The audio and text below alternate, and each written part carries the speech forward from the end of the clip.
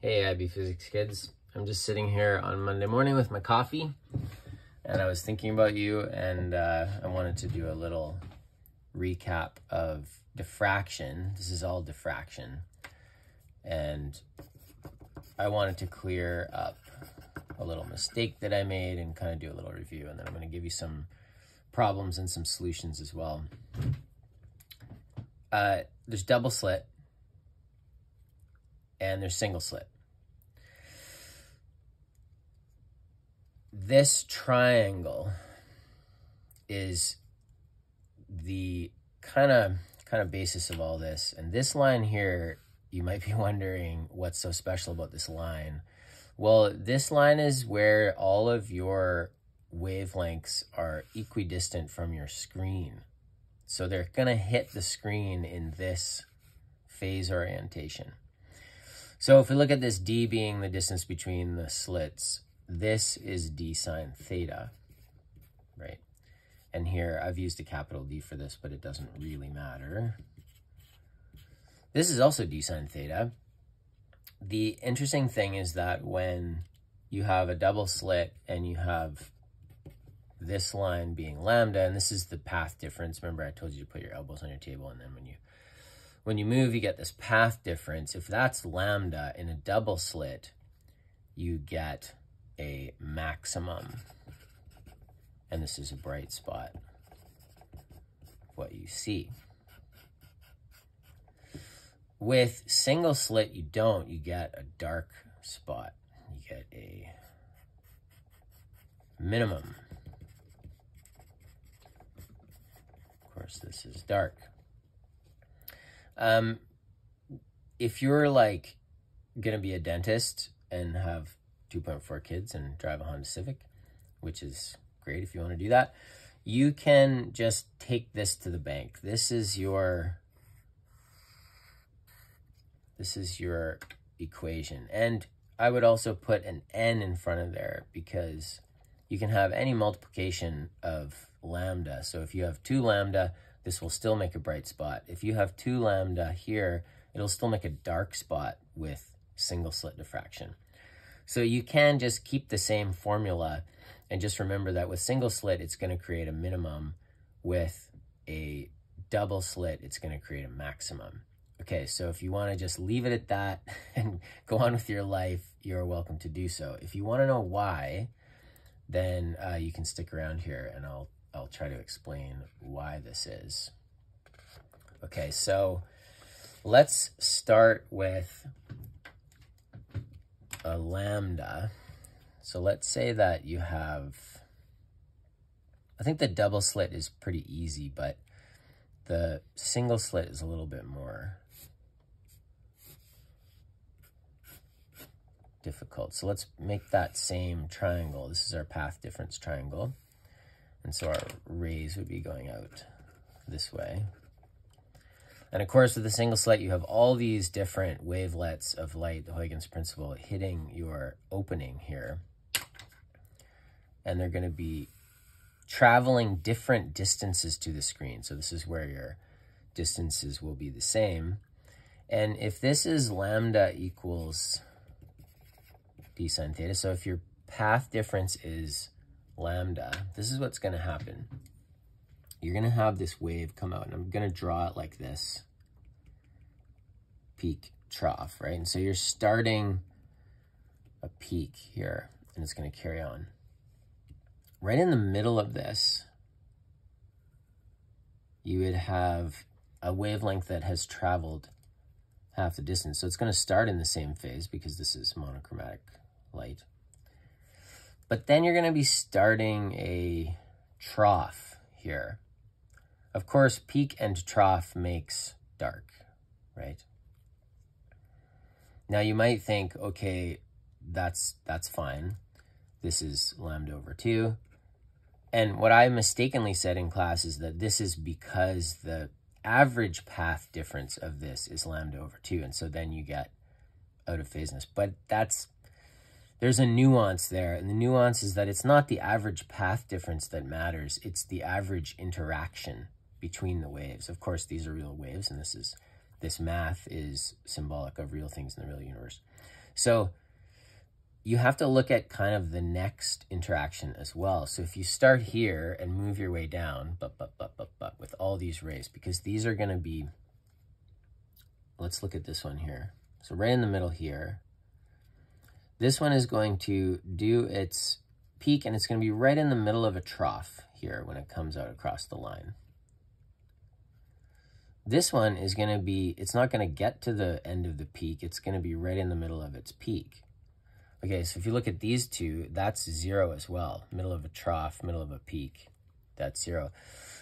Up here, like just inside here, this wavelength will not have been able to finish, so you'll be just finishing a trough here. Just under halfway, you'll be just finishing a peak. And so you see how this is. It's 0, 0, 0, 0, 0, 0, 0, 0, all the way down to here, and you get zeros. So that's why this would create darkness. Minimum, we call it. It's the average interaction, okay?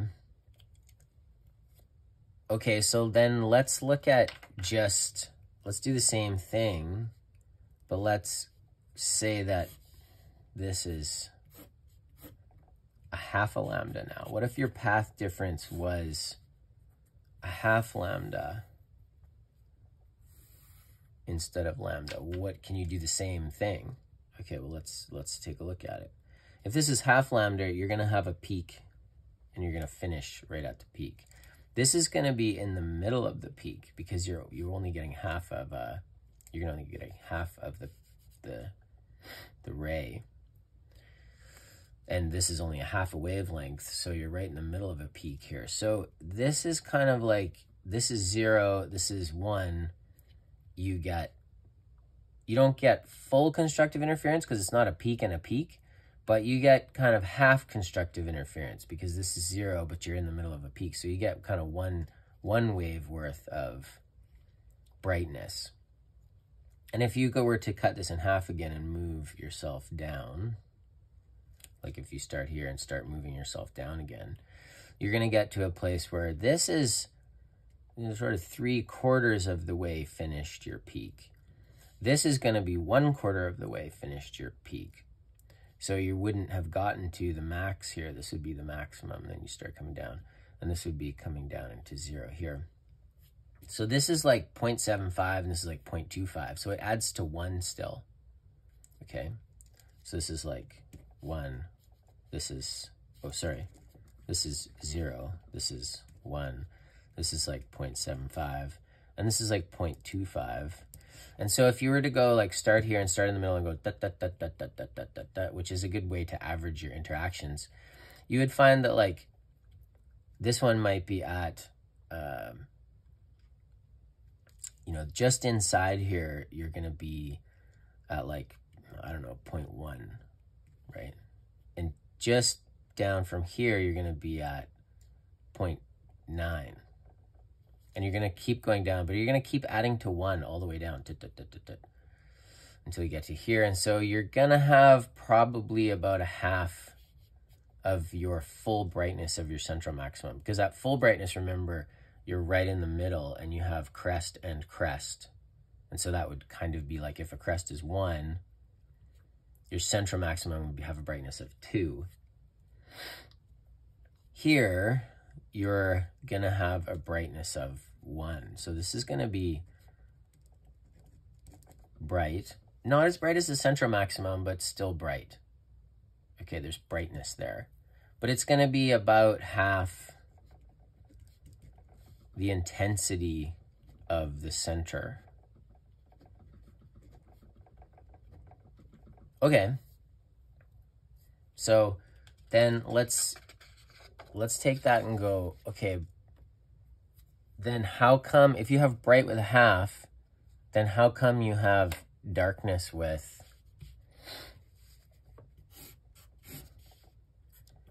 lambda? I'm just going to draw this again.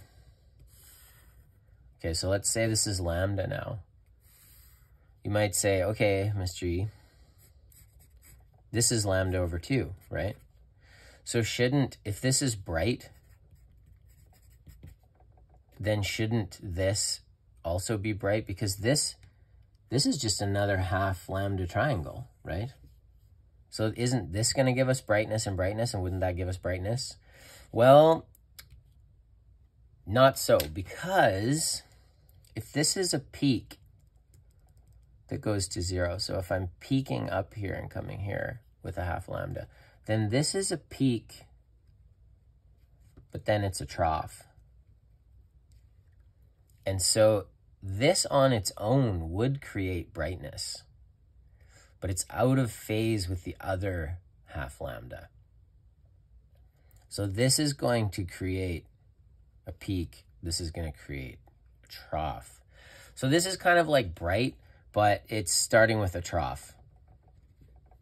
This is going to create brightness on its own, but it's starting with a crest. And so because these two half lambdas are out of phase, you're going to get overall darkness. And it's going to be perfect darkness because these are the exact amount of, they're the same exact amount of intensity, but this is perfectly out of phase with the other one. This is starting with crests, and this is starting with troughs. Of course, this is going crest, trough, and this is going crest, trough, crest, trough. But at this point, you're lining up crests and troughs. And so these two half wavelengths would end up with darkness. This is a minimum.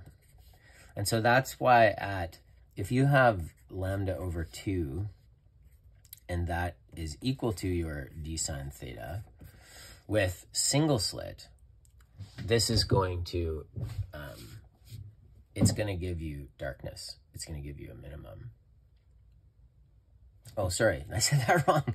Not lambda over 2, lambda. Lambda is going to give you darkness. Yeah.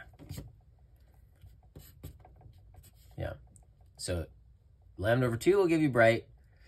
But if you have 2 lambda over 2s, which is a full wavelength, in this case, you're going to get darkness because each lambda over 2 is out of phase. And so this is going to give you, lambda is going to give you dark. Okay, well, let's go with one more then. Okay, let's make it another half lambda. What do you get then? Well, this is going to give you bright, right? And this one started with a trough. This one starts with a crest. So let's say this one starts with a trough again. So you will get at 3/2 lambda, you will have a maximum. And it's going to be bright, but it's not going to be that bright. It's only going to be like 1/3 of the brightness of what you would get at a half lambda. Okay, so for single slit, in the center, let's say your brightness was 2 because you have 2 crests interacting with each other. At lambda over 2, you're going to have a brightness of about 1 because you have a bit of brightness here at lambda over 2. At lambda, you're going to have dark, nothing. At 3/2 lambda, you're going to have about 1/3 of what you would have at lambda over 2. So you're going to have about 1/3 brightness. If you carried this on and did another one, you would get darkness because you'd have crest, trough, and that's all dark. But then if you went 5/2 lambda, you'd have about 1/5 of the brightness because out of all of your wavelengths, you'd have trough and crest interacting dark, trough and crest dark, and you'd have one more crest if we kept this going. And so you'd have about 1/5 of the brightness or so. Hopefully that helps with single slit and double slit.